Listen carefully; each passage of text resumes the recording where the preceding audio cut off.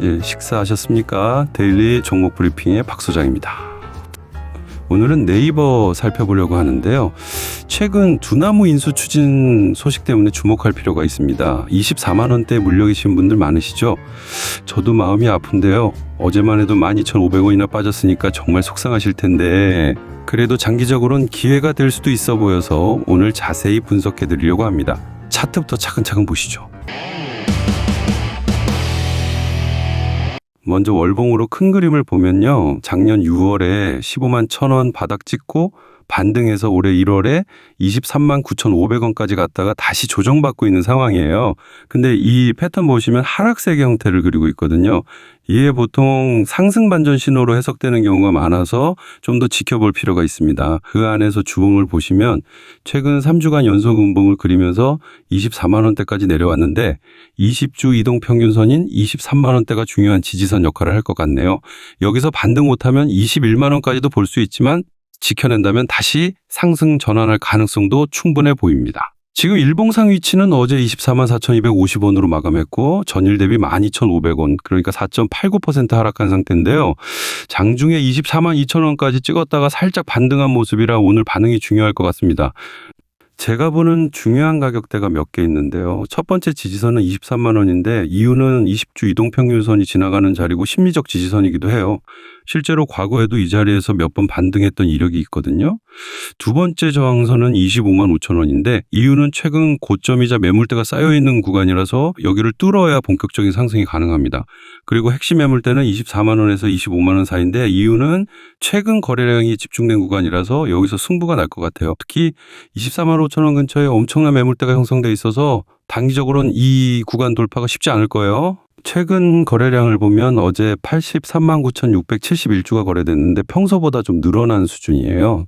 이게 뭘 의미하냐면 관심이 높아지고 있다는 건데 문제는 매도 물량이 많았다는 거죠. 특히 외국인이 최근 며칠간 지속적으로 매도세를 보이고 있는데요. 이게 의미하는 건 단기 조정이 좀 더 이어질 수 있다는 신호로 봐야겠네요. 근데 재밌는 건 기관은 어제 저가에서 매수에 나서는 모습도 보였어요. 이런 걸 보면 스마트 머니는 이미 바닥권으로 보고 있을 수도 있다는 거죠. 네이버에서 가장 중요한 건 두나무 인수권인데요. 왜 이게 중요하냐면 업비트 운영사인 두나무를 네이버 파이낸셜이 품게 되면 국내 최대 핀테크 플랫폼이 탄생하는 거예요. 실제로 업비트가 국내 가상자산 거래소 시장의 80% 이상을 차지하고 있고 네이버페이는 연간 결제액이 80조 원이 넘거든요. 이 둘이 합쳐지면 결제부터 가상자산까지 아우르는 거대한 금융 생태계가 만들어지는 겁니다. 이게 실현되면 정말 어마어마한 시너지가 날 수 있어요. 게다가 원화 스테이블 코인 사업도 같이 추진한다고 하는데 이게 성공하면은 2030년쯤엔 연간 3천억 원 규모 수익이 나올 수 있다는 전망도 있어요. 스테이블 코인이 뭐냐면요. 원화 가치에 고정된 디지털 화폐인데 이게 상용화되면 국경 간 송금이나 결제가 엄청 편해지거든요. 물론 아직 확정된 건 아니고 논의 중이라고 하는데 이미 증권 플러스 비상장 지분 70%를 네이버 파이낸셜이 인수했으니까 협력은 점점 깊어지고 있는 상황이죠. 다만 규제 이슈가 있어서 실제 합병까지는 시간이 좀 걸릴 수도 있어요. IT 섹터 전체를 보면 AI 열풍이 계속되고 있잖아요. 특히 정부가 AI에 100조 원 투자한다고 발표하면서 관련주들이 주목받고 있는데요. 그 속에서 네이버의 위치는 하이퍼클로바 X로 국내 AI 시장을 선도하고 있는 상황이고요.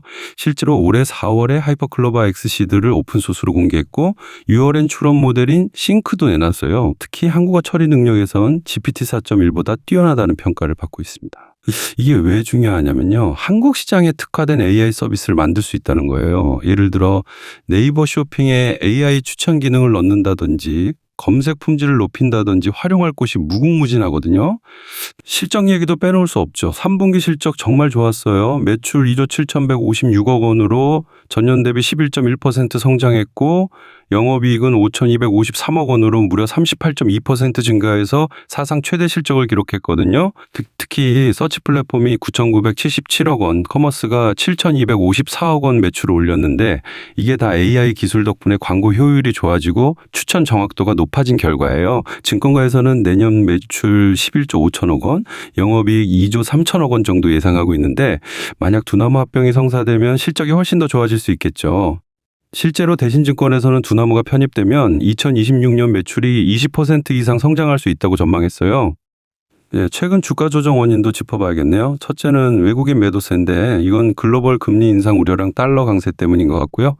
둘째는 광고 시장 성장 둔화 우려예요. 경기가 안 좋으면 기업들이 광고비부터 줄이거든요. 셋째는 공매도 증가인데 기관들이 단기 하락에 베팅하고 있다는 신호죠. 근데 이런 악재들이 이미 주가에 상당 부분 반영됐다고 봐요. 상승 시나리오를 먼저 보면요. 만약 23만 원 지지선을 지키고 25만 5천 원 저항선을 돌파하면 이 경우 홀딩하시거나 분할 매수 전략이 유효합니다. 특히 두나무 인수가 확정되면 급등할 가능성도 있어요. 실제로 9월 25일에 인수 소식 나왔을 때 장중 10% 넘게 오른 적이 있거든요. 그리고 4분기 실적 발표가 11월 초에 있는데 시장 예상치를 상회하면 주가에 긍정적일 거예요. AI 관련 신규 서비스 출시 소식도 기대해 볼 만합니다. 하락 시나리오는요. 반대로 23만 원 지지선이 깨지면 이때는 일단 관망하시는 게 좋겠네요. 20만 원 초반까지도 조정 가능성이 있으니까 너무 서두르지 마시고요. 특히 두나무 인수가 무산되거나 규제 이슈가 불거지면 단기적으로 큰 폭 하락할 수도 있어요. 그래도 네이버는 기본 체력이 탄탄하니까 장기적으로는 회복할 거라고 봅니다. 횡보 시나리오라면 23만 원에서 25만 원, 박스권이면 박스권 하단에서 분할 매수, 상단에서 일부 익절하는 전략을 쓰시면 되겠습니다. 이런 구간에선 단타로 접근하는 것도 나쁘지 않아요. 다만 수수료랑 세금 생각하시면서 하셔야겠죠?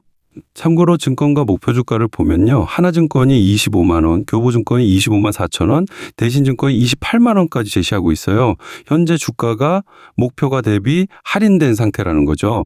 물론 목표 주가를 맹신하면 안 되지만 참고는 할 만합니다. 정리하면 네이버는 현재 단기 조정 국면이지만 두나무 인수와 AI 사업 확대라는 큰 그림이 있어요. 단기적으로는 변동성이 있겠지만 중기적으로는 긍정적인 모멘텀이 살아날 가능성이 높습니다. 특히 국내 IT 대장주로서의 지위는 여전히 굳건하고 실적도 꾸준히 개선되고 있으니까 너무 비관적으로 볼 필요는 없을 것 같아요.